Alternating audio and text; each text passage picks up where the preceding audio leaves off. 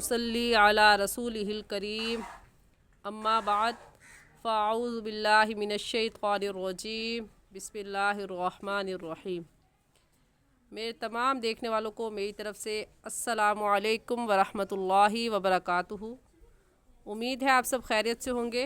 दुआ करती हूँ कि अल्लाह जल्ला शानुहु आपकी तरफ बढ़ने वाले हर शर को खैर में बदल दे। आमीन सुम्मा आमीन।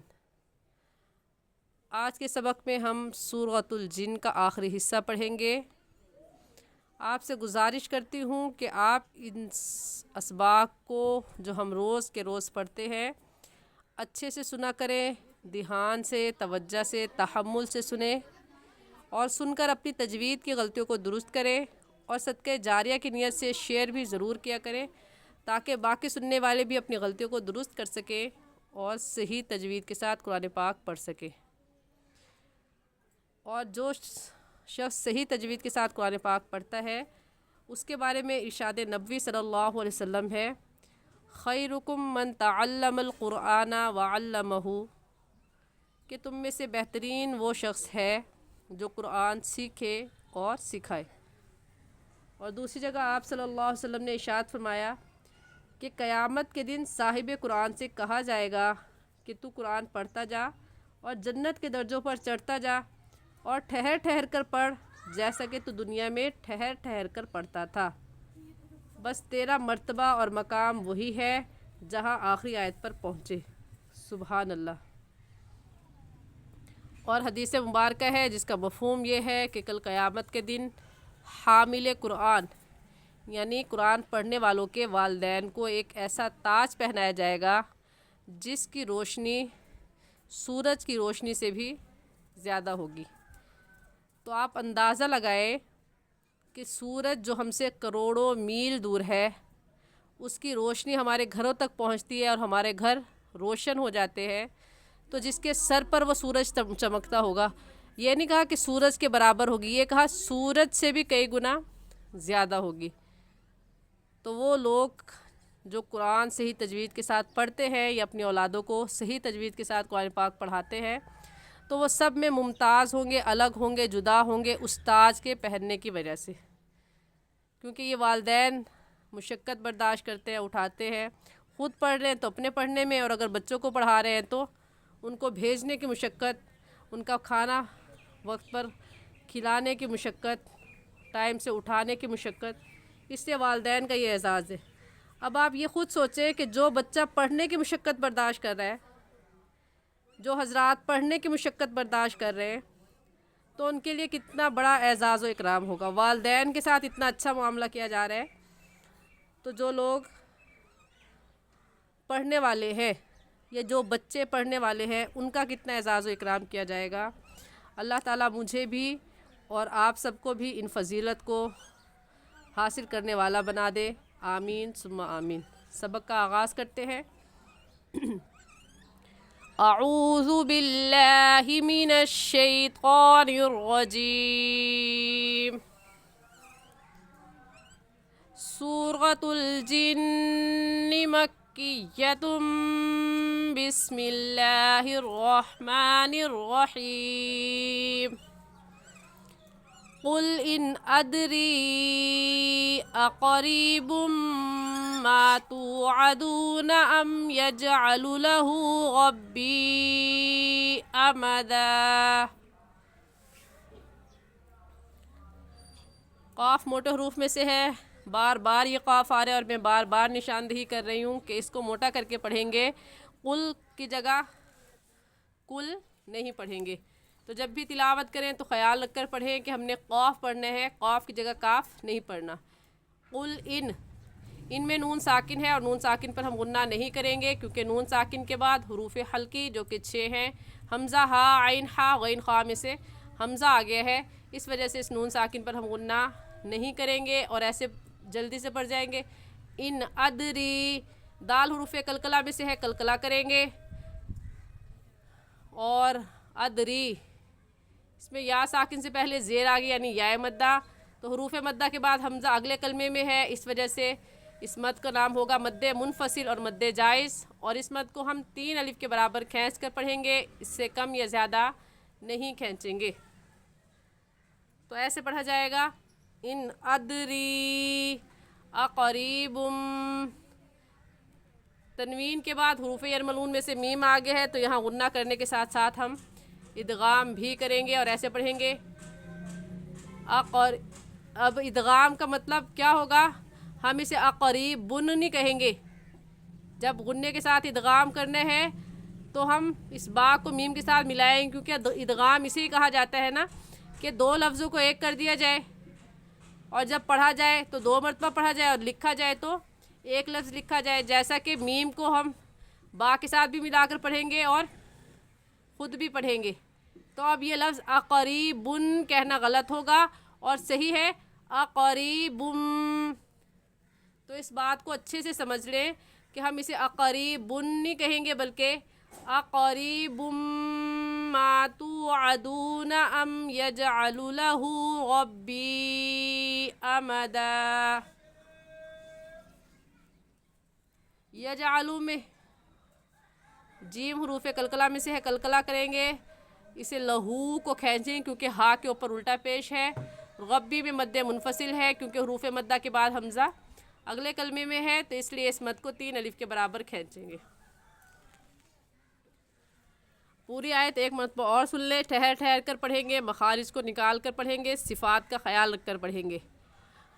قل ان ادری اقریب ما توعدون ام یجعل لہ ربی امدا عالم الغیب فلا یظہر علی غیبہ احدا۔ عین حلق کے درمیان سے نکلتی ہے، عالم الغیب کہنا غلط ہے اور صحیح ہے عالم الغیب، اور ایسے ہی را کے اوپر پیش ہے تو اسے را کو پر یعنی موٹا کر کے پڑھیں گے، اور موٹا کرنے کا طریقہ کہ آپ کے دونوں ہونٹ گول ہو جائیں۔ علا کے اوپر کھڑی زبر ہے اور کھڑی زبر کو 1 الف کے برابر کھینچ کر پڑھتے ہیں تو کھینچ کر پڑھیں گے۔ غیبی ہی میں حروف مدہ کے بعد حمزہ اگلے کلمے میں ہے، اس وجہ سے اس مد کا نام مد منفصل اور مد جائز ہوگا اور اس مد کو 3 الف کے برابر کھینچیں گے، اس سے کم یا زیادہ نہیں کھینچیں گے۔ ایسے کہیں گے علی غیبہ احدا، زبر کی تنوین میں ایک زبر پڑھا جاتا ہے اس وجہ سے احد نہیں کہیں گے بلکہ احدا۔ دوبارہ سے اس آیت کو سن لیں، عالم الغیب فلا یظہر علی غیبہ احدا الا من ارتضی من رسول فإنہ یسلک من بین یدیہ، آیت کے بڑے ہونے کی وجہ سے وقف کر لیں گے، من بین یدیہ۔ الا کہنا غلط ہوگا کیونکہ تشدید کو ہم سختی کے ساتھ ذرا رک کر پڑھتے ہیں، الا من ارتضی غلط ہے اور صحیح ہے الا من ارتضی، تشدید کا خاص خیال رکھ کر پڑھیں۔ اکثر حضرات تشدید والے لفظ کو پڑھنے میں غلطی کر جاتے ہیں اور کہہ جاتے ہیں الا من ارتضی، الا من ارتضی نہیں ہے بلکہ الا من ارتضی۔ ایسے ہی من رسول کہنا غلط ہے اور صحیح ہے من رسول، را کے اوپر بھی تشدید ہے تو اس تشدید والے لفظ پر کیسے ہم پڑھیں گے؟ سختی کے ساتھ ذرا رک کر، مر رسول، الا، الا غلط ہے الا صحیح ہے اور ایسے ہی مر رسول ایسے کہا جائے۔ فَإِنَّهُ یہاں بھی تشدید ہے تو رکیں گے، فَإِنَّهُ۔ تو تشدید کے پڑھنے کا طریقہ اچھے سے اپنے ذہن نشین کر لیں کہ تشدید کو ہم سختی کے ساتھ ذرا رک کر پڑھتے ہیں۔ من ارتضی میں را ساکن سے پہلے زیر آ گئی تو یہ را باریک پڑھی جائے گی، اور میر رسول میں نون ہم نہیں پڑھیں گے کیونکہ تشدید را کے اوپر تشدید ہے، تشدید سے پہلا لفظ ساکن آ جائے، اگر تشدید سے پہلے ساکن آ جائے، را کے اوپر جو 3 دندانے والی علامت ہے اسے تشدید کہتے ہیں، اور جو نون کے اوپر جو مڑی ہوئی علامت ہے اسے سکون کہتے ہیں۔ تو ہم سکون والا لفظ یعنی نون کو چھوڑ دیں گے اور تشدید والے لفظ کو پڑھیں گے تو لفظ ایسے پڑھا جائے گا مر رسول اس تنوین پر ہم غنہ کریں کیونکہ تنوین کے بعد حروف حلقی حمزہ ہا عین ہا غین خا میں سے کوئی لفظ نہیں آیا، اس وجہ سے ایسے پڑھیں گے مِن رسول فإنه يسلك من بين يديه ومن خلفه رصدا۔ ومن پر یہاں پر غنہ نہیں کریں گے کیونکہ نون ساکن کے بعد حروف حلقی جو کہ 6 ہے، حمزہ ہا عین ہا غین خا میں سے خا آ گیا ہے، اس وجہ سے اس نون ساکن پر ہم غنہ نہیں کریں گے اور جلدی سے پڑھ جائیں گے وَمِن خَلْفِهِ رَصَدًا لِيَعْلَمَ أَنْ قَدْ أَبْلَغُوا رِسَالَاتِ رَبِّهِمْ وَأَحَاطَ بِمَا لَدَيْهِمْ وَأَحْصَى۔ کھڑی زبر پر جب وقف کرتے ہیں تو وقف کی صورت میں وہ ایسے ہی پڑھا جائے گا جیسے لکھا ہوا ہے، تو وقف کی صورت میں بھی وَأَحْصَى اور بغیر وقف کے بھی وَأَحْصَى پڑھیں گے۔ وقف کی صورت میں صرف اتنا سا کرنا ہے کہ وقف کرتے وقت آپ کی آواز اور سانس دونوں ختم ہو جائیں اور آپ یہاں پر رک جائیں گی وَأَحْصَى، پھر نئے سانس کے ساتھ وَأَحَاطَ بِمَا لَدَيْهِمْ وَأَحْصَى كُلَّ شَيْءٍ عَدَدًا۔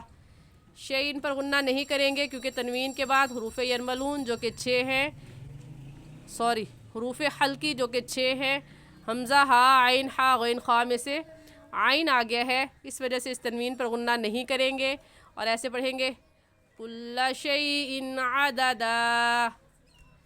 اور احصا صاد کے اوپر کھڑی زبر ہے، اسے ایک الف کے برابر کھینچیں گے وَأَحْصَى پڑھیں گے وَأَحْصَى كُلَّ شَيْءٍ کہنا غلط ہے۔ اس آیت کو دوبارہ سن لیں کہ کیسے پڑھا جائے گا لِيَعْلَمَ أَنْ قَدْ أَبْلَغُوا رِسَالَاتِ رَبِّهِمْ وَأَحَاطَ بِمَا لَدَيْهِمْ وَأَحْصَى كُلَّ شَيْءٍ عَدَدًا۔